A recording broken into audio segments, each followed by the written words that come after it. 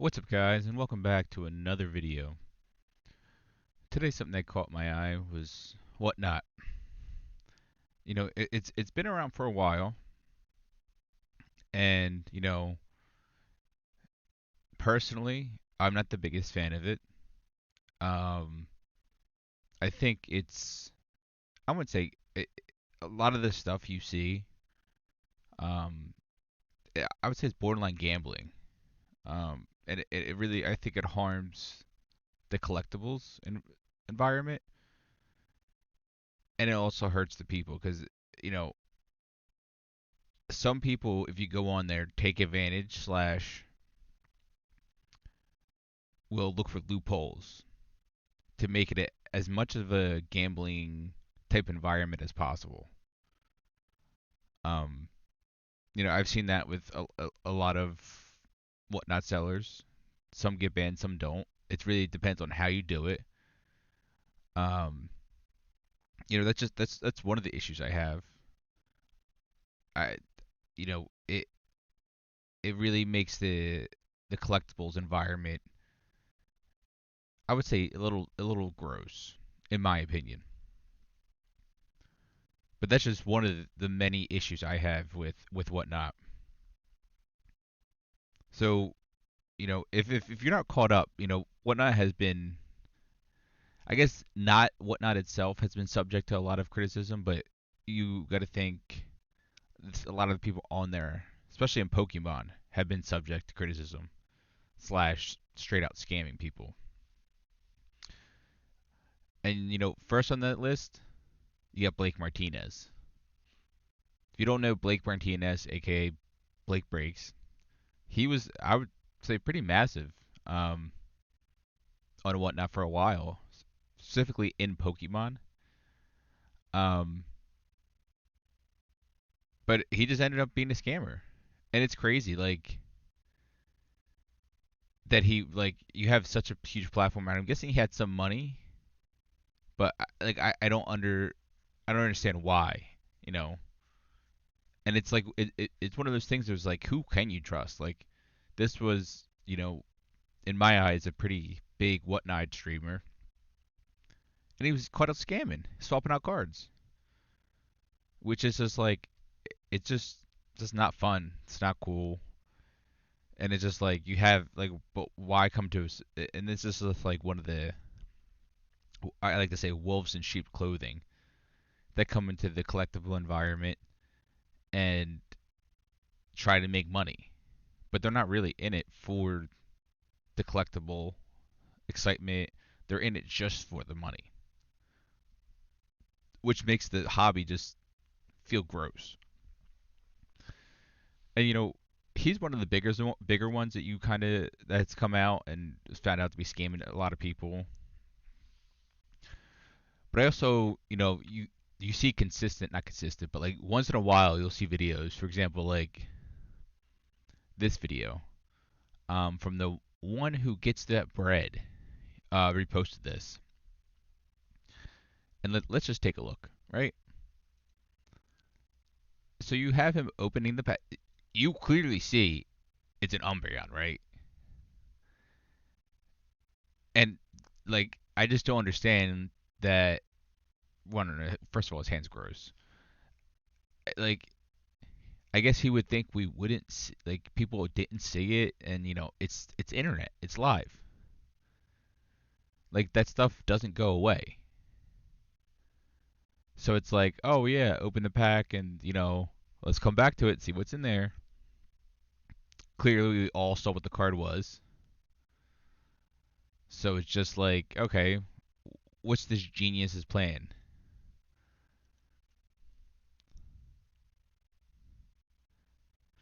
Because even in Korean, this is expensive. It's still like a 400, $500 card.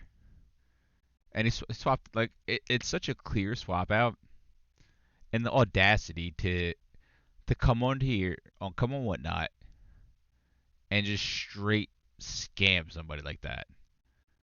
Even though it's clear as day, and it's just like, for a couple $100. Like, if it was a, you know what?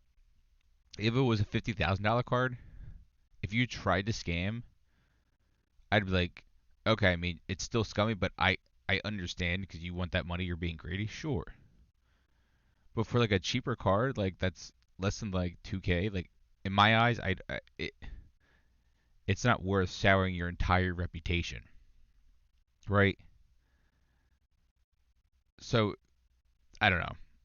And then this is older, obviously. This was posted 2023. Um, but the most recent video that came out made me think of all this, and that was from Pokemon to Go. Um, Here's his YouTube channel. Obviously, I don't think he'll be making anything anytime soon. And here's the video in question that really sparked me wanting to make this video. And this has come from Made the Villain, which he posts some good stuff as well. Um, he's opening the pack. Okay, cool, normal. Okay, get to the good stuff. Awesome. Clearly resealed, right? Like what is like this just lets you know that he's probably done it a lot. So that just lets you know like you got to be careful. Like I haven't followed Pokemon Go at all. I don't know if he's a big whatnot streamer, but it's just like can you like how can you trust they're opening legit packs? Like if I just keep resealing packs and toss in a couple good cards once in a while, how would you know? Because some people open a certain way, you can't tell, right? So it's like you got to be careful. And this is my main reason I don't do whatnot, or you know, I don't really buy off whatnot unless it's something I guess sealed. Because it's like you can't trust these that everything is going on legit. And to go through the apparently I was looking for the apology, but I couldn't find it.